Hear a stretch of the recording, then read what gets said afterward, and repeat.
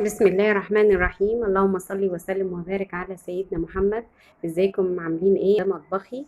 يا ريت اذا كنت اول مره تزوريني ما تنسينيش باللايك والاشتراك في القناه، تدوسي على كلمه اشتراك باللون الاحمر، ولو كنت مشتركه يا ريت تفعلي الجرس عشان يوصلك كل جديد. النهارده مع بعض هنعمل كيكه الزبادي، من الكيكات الحلوه والخفيفه والجميله خالص. والكيكات طبعا معروفه من الحلويات السريعه واللي كلنا بنحبها. في وقت العصرية، أو ممكن تفضلي تتعشي خفيف. ممكن كوباية لبن مع حتة كيكة أو كوباية شاي وكيك. شايفين شكلها حلو خالص. ودايما ناس كتير بتسألني ليه الكيكة بتاعتك من لونها أبيض من جوه مش غامق. هقول لكم ايه الطريقة وايه الوصفة اللي بتخليها لونها أبيض ومش غامقة. وشايفين الارتفاع بتاع الكيكة جميل خالص، وبجد طرية وجميلة جميلة جدا، وطعمها حكاية تحفة بجد. ان شاء الله النهاردة هقول لكم على المقادير وازاي نخلي الكيكة بتاعتنا ناجحة. خليكم معايا.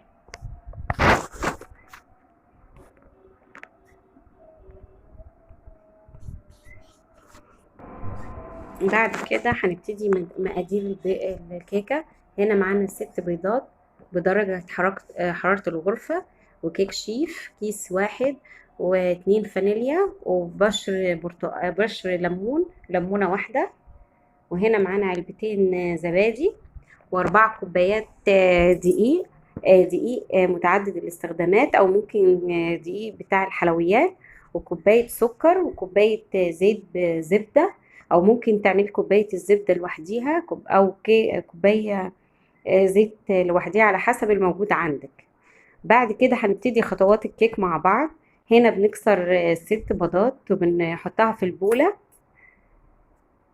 6 بتكون بدرجة حرارة الغرفة، وما تكونش من التلاجة على طول عشان الكيكة تنجح معاكي. وهو بنكسر البيض.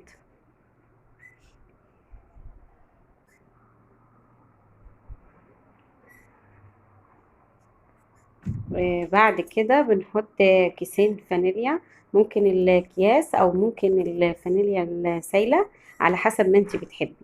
وحطيت هنا بشر الليمون، وممكن لو عنديكي بشر برتقال كمان بيدي طعم حلو خالص. واحيانا بجيب ريحة البرتقال من العطار كمان بيدي طعم حكاية. حطيت الفانيليا وبشر الليمون، وهنحط السكر والزبادي. الاول هحط علبتين الزبادي، او ممكن تستخدمي علبة الزبادي الوسط. لو علبة زبادي وسط اكبر من دي بنستخدم علبة واحدة. احط الزبادي، وكمان الزبادي ما تكون الساقعة، تكون برضو بدرجة حرارة الغرفة عشان الكيكة تنجح معانا. حطيت العلبتين.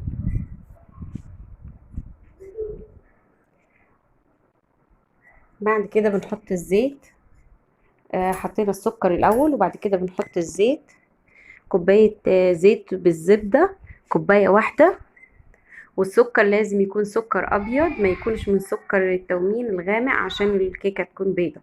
هنا الهاند بلندر بتاعي فيه مضرب البيض، فالمضرب موجود معاه فأنا بضرب بيه. ممكن تستخدمي المضرب العادي اليدوي، أو تستخدمي مضرب الكهرباء، أو ما تستخدمي العجان على حسب الموجود عندك. هنا بضرب بالمضرب الهاند بلندر، مريح وحلو خالص. بنضرب الخليط كله عشان لغاية ما يختفي السكر، ويدينا لون بيكون لونه أبيض كده الخليط كله مع بعض بعد ما نضربه كويس. كل ما تضربي في المخلوط ده أكتر، كل ما الكيكة بتكون ناجحة معاكي، وبيدينا ارتفاع حلو خالص. اذا كنت عايزه كيكه اصغر من كده تستخدمي نص المقادير اللي قلنا عليها. مثلا انا استخدمت 6 بيضات نستخدم 3. لو انا استخدمت 4 كوبايات دقيق بنستخدم كوبايتين. والزيت والسكر وكله بقلل الكميه. انا السكر مش بحبه يكون كتير، يعني في ناس في المقادير دي ممكن تستخدم كوبايه ونص. بس انا ما بحبش الكيكه تكون مسكره، على حسب كميه السكر اللي انت حباها.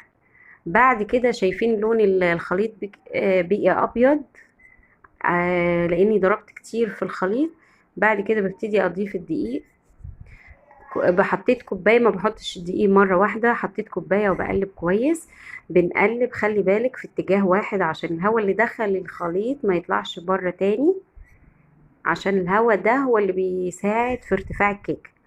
بقعد اقلب كده لغايه ما بيختفي الدقيق، وبعد كده بحط الكوبايه التانية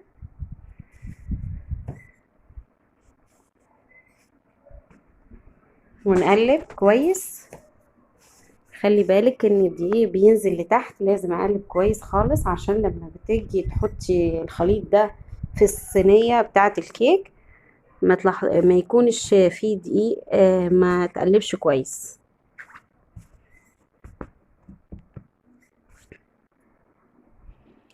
بعد كده بنحط الكوبايه الثالثه ونحط عليه كيك شيف او محسن الخبز.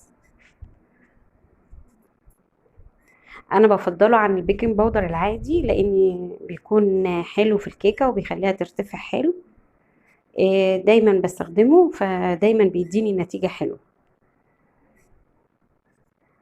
كده حطينا 3 كوبايات، فاضل كوبايه واحده، كوبايه دقيق. وخلي بالك لازم تكون الكوبايات كلها مقاس واحد، ما جيبش من كل طقم كوبايه مثلا، لازم يكون كله مقاس واحد من طقم واحد عشان الكيكه تنجح. الكيكه دي من الحلويات الحساسه، ممكن اي غلطه فيها بتضيع الدنيا. وممكن لو عايزه تستخدمي لبن في الكيكه دي ممكن تستخدمي. هنا بقلب المكونات كلها كويس لغاية ما الدقيق يدخل ويمتزج كويس مع المكونات كلها.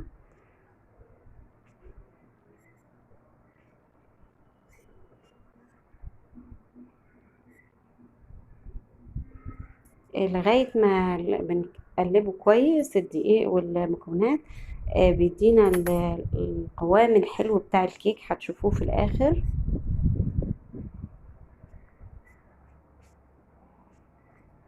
هستمر في التقليب. واهم حاجة في الكيكة نسيت ما اقولها معلش، في المكونات معلقة كبيرة خل ابيض. الخل الابيض ده فظيع، بيدي ارتفاع حلو للكيك.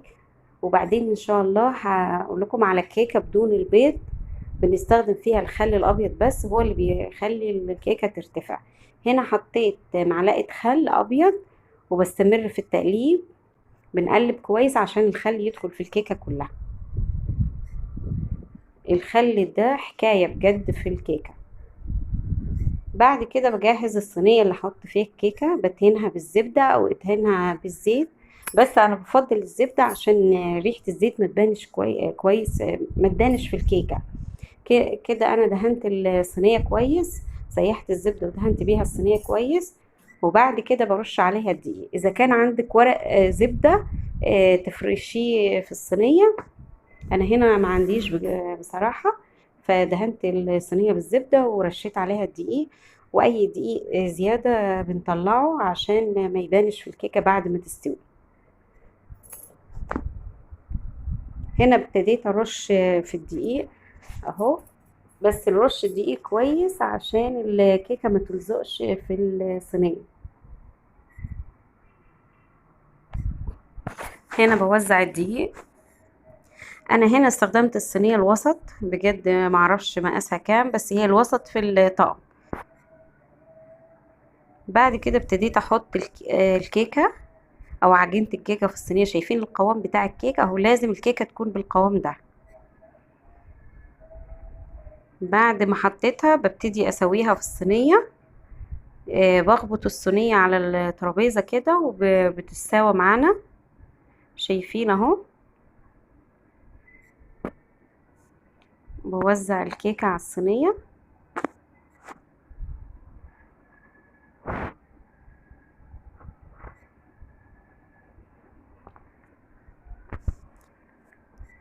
اتوزعت كويس. بعد كده بحطها في الفرن على درجة حرارة 180. وانا قبل ما ابتدي بالكيكة بكون مولعة الفرن وبسخنها عشان اول ما تدخل ما تهبطش معانا وترتفع على طول. وبتكون على الرف الوسطاني. وطبعا كل واحد على حسب الفرن بتاعته. الفرن اللي فيها المروحة ما بتاخدش وقت كبير، حوالي 25 دقيقة. هنا الفرن اللي ما فيهاش مروحة بتطول شوية. بعد كده هي شكل الكيكة بعد ما طلعت حلوة خالص وارتفاعها جميل بجد تحفة. لو شفتوا طعمها جميل خالص عجب الأولاد. بعد كده أنا ببتدي أزين الكيكة.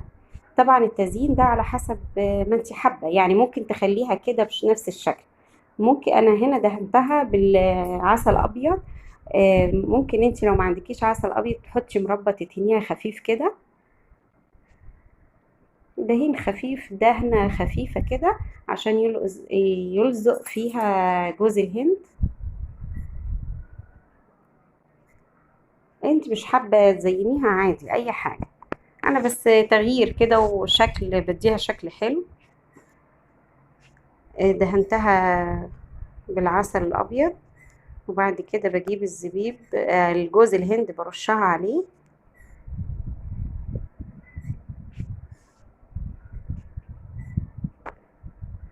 اي نوع مكسرات او اي حاجة انت حابة تزيني بيها الكيكة زينيها.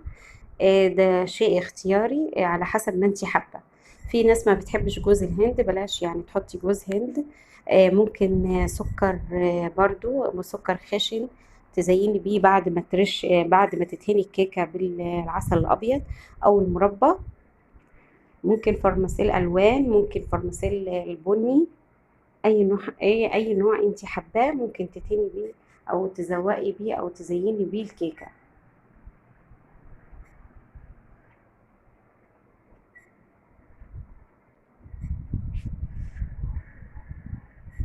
بيدي شكل حلو الكيكة في الآخر.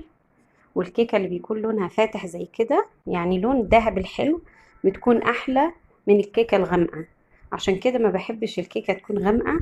وزي ما قلنا نجاح الكيكة في السكر اللي انت بتحطيه ما يكونش غامق، وفي معلقة الخل عشان يكون لونها فاتح وما يديناش اللون الغامق اللي احنا بنتضايق منه. ناس كتير بيعملوها اللون الغامق فما بيحبوهاش ومش عارفين يعملوها اللون الفاتح ده. فأحلى لون بحبه اللون الذهبي ده الجميل. شايفين شكلها حلو ازاي؟ بعد كده هنشوف مع بعض ارتفاع. هنقطع الكيكة ونشوف ارتفاعها.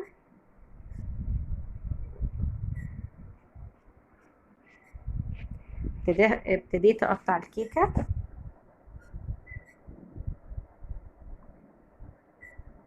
شايفين الارتفاع واللون جميل تحفة تحفة بجد. والطعم حكاية بجد، طعمها تحفة وخفيفة كده وجميلة خالص. في أي وقت ممكن تاكليها، ممكن بقولك في العصر، في الفطار، في العشاء. جميلة وخفيفة من الحلويات الخفيفة اللي كلنا بنحبها. شايفين الارتفاع؟ بسم الله ما شاء الله، حاجة ما حصلتش بجد. ولونها أبيض وجميل خالص.